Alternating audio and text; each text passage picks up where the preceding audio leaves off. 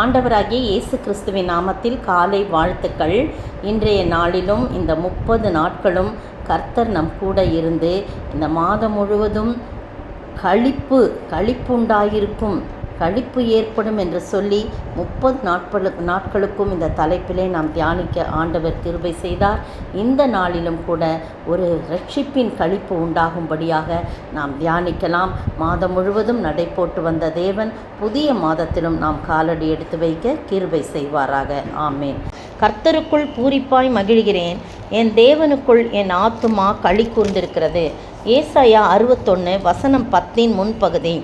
ஏசாயா தீர்க்கன் சொல்கிறாரு, என்ன சொல்கிறான்னா, கர்த்தருக்குள் பூரிப்பாய் மகிழ்கிறாராம். என் ஆண்டவராகிய கர்த்தருக்குள் அவருடைய ஆத்துமா களி கூர்ந்திருக்கதான்.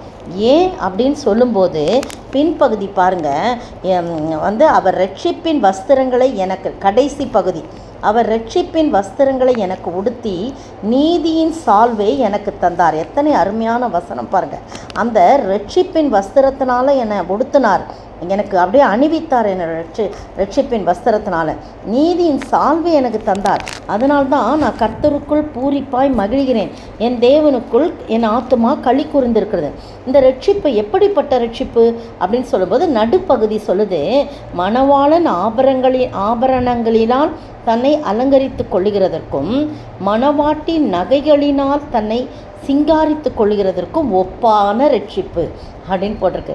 எவ்வளோ ஆண்டவர் இந்த ஏசாயா தீர்க்கதரிசியை ஆவியினாலே நிரப்பினப்படினாலே இந்த வார்த்தைகள்லாம் வருது பிரியமானவர்களே.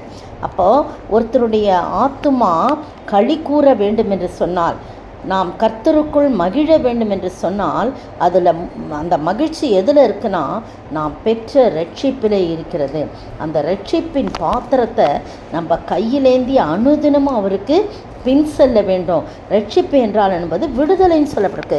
அந்த விடுதலை பாவத்திலிருந்து, சாபத்திலிருந்து, நோயிலிருந்து, பிரச்சனையிலிருந்து, கட்டுகளிலிருந்து, எல்லாவற்றிலிருந்து விடுதலை கொடுத்தாலும், ரட்சிப்பை கொடுத்தாலும், ஒரு விடுதலையை கொடுத்தாலும், எல்லாவற்றுக்கும் மேலாக பாவத்திலிருந்து விடுதலை பெற்று அந்த ரட்சிப்பின் வஸ்திரத்தை நமக்கு உடுத்துறதுதான் மகா பெரிய களிப்பு. அதில் ஆத்துமா களி கூறுது. சரீரம் மட்டுமல்ல, ஆத்துமா களி கூறுது. அதுதான் அந்த ரட்சிப்பின் வஸ்திரம் என்று சொல்லப்பட்டிருக்கு. அதை உடுத்துறாராம். நீதியின் சால்வையை எனக்கு தந்தார் என்று சொல்லி போடப்பட்டிருக்கிறது. அருமையான வேளையிலே ஆண்டவராகி இயேசு கிறிஸ்து சிலுவையிலே நமக்கு சம்பாதித்த அந்த ரட்சிப்பை, இலவசமான ரட்சிப்பை குறித்து நாம் அசட்டையாக இருப்போம் என்று சொன்னால் நம்மை விட பரிதபிக்கிறவர்கள் யாரும் இருக்க முடியாது. ஆண்டவர் உங்களுக்கும் எனக்கும் ரட்சிப்பின் வஸ்திரத்தை உடுத்தும்படியாக அவர் வஸ்திரம் இல்லாதவராய் 6 மணி நேரம் சிலுவையிலே தொங்கினார். பிரியமானவர்களே, யோசித்து பாருங்க, நிர்வாணமாக்கப்பட்டார். இந்த படங்கள்லாம் வரைஞ்சிருக்கிறது படி சாதாரணமாக ஓவியர்கள் ஒரு சின்ன துண்டு கட்டியிருக்க மாதிரி இருக்கு. ஆனால் உண்மை அது அல்ல பிரியமானவர்களே. அவர் வஸ்திரம் இல்லாதவர்களாய் உங்களுக்காகவும் எனக்காகவும் அவர் ரட்சிப்பின் வஸ்திரத்தை நமக்கு உடுத்தி அலங்கரிக்கும்படியாக, மணவாளன் ஆபரணங்களினால் தன்னை அலங்கரித்துக் கொள்கிறதுக்கும் மணவாட்டின் நகைகளால் தன்னை சிங்காரித்துக் கொள்வதற்கும் ஒப்பான அந்த உயர்ந்த, அந்த விலையேற பெற்ற ரட்சிப்பின் வஸ்திரத்தை நமக்கு உடுத்தும்படியாக அவர் நிர்வாணமானார். பிரியமானவர்களே, இந்த விலையேற பெற்ற ரட்சிப்பை குறித்து நாம் கவலையற்றிருப்போம் என்று சொன்னால் நம்மை விட பரிதபிக்கிற மக்கள் யாரும் இருக்க முடியாது. அதனால்தான் ஏசாயா சொல்கிறாரு, கர்த்தருக்குள் பூரிப்பாய் மகிழ்கிறேன், என் தேவனுக்குள் என் ஆத்துமா களி கூர்ந்திருக்கிறதுன்னு சொல்லி நீங்களும் நானும் நம்முடைய சந்ததியும் இப்படிப்பட்ட களி கூறுதல், நம்முடைய ஆத்துமா களி கூற வேண்டும் என்று சொன்னால் நாம் ரட்சிப்பினால் பாவ மன்னிப்பின் நிச்சயத்தை பெற்று ஆண்டவர் கொடுத்த அந்த இலவசமான ரட்சிப்பை பெற்றுக்கொண்டு அந்த வஸ்திரத்தை நமக்கு நாம் உடுத்தி கொள்ள ஆண்டவர் தாமே கிருபை செய்வாராக. ஆமென். தேவா பிரசன்னம் தாருமே, தேடிவும் பாதம் தொழுகிறோம். இயேசுவே உம் திவ்ய நாமத்திலே இன்றை தினம் கூடி வந்தோமே, தேவா பிரசன்னம் தாருமே, தேடிவும் பாதம் தொழுகிறோம். கர்த்தர் செய்த உபகாரங்கள் கணக்குரைத்து எண்ணலாகுமோ, ரட்சிப்பின் பாத்திரம் கையிலேந்தி இரட்சகரை தொழுகிறோம். தேவா பிரசன்னம் தாருமே, தேடிவும் பாதம் தொழுகிறோம்.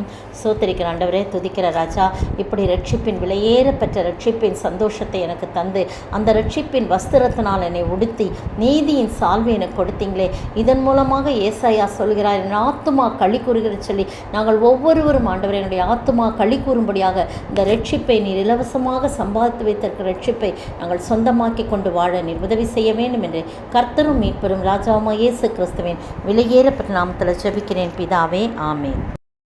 நேற்றைய பதில், பாலுண்கிறவன் குழந்தையாய் இருக்கிறபடியினாலே நீதியின் வசனத்தில் பழக்கமில்லாதவனாய் இருக்கிறான். எபிரேயர் 5:13. இன்றைக்கான 5 கேள்விகளுக்கு நீங்கள் பதிலளிக்க வேண்டும். கேள்வி நம்பர் 1, தெசலோனிக்கே சபை விசுவாசிகளை குறித்து நற்செய்தியை சொன்னவன் யார்? தெசலோனிக்கே சபை விசுவாசிகளை குறித்து நற்செய்தியை சொன்னவன் யார்? 2, எதற்கு நாம் உள்ளானவர்கள் அல்லவே? 3, எப்படி வாழ்கிறவள் எப்படி செத்தவள்? 4, கிரேத்தா தீவார் எப்படிப்பட்டவர்கள்? இன்றைய நாளுக்குரிய கேள்வி, முள் செடிகளையும் முள் பூண்டுகளையும் முளைப்பிக்கிற நிலத்தின் முடிவு என்ன? முள் செடிகளையும் முள் பூண்டுகளையும் முளைப்பிக்கிற நிலத்தின் முடிவு என்ன?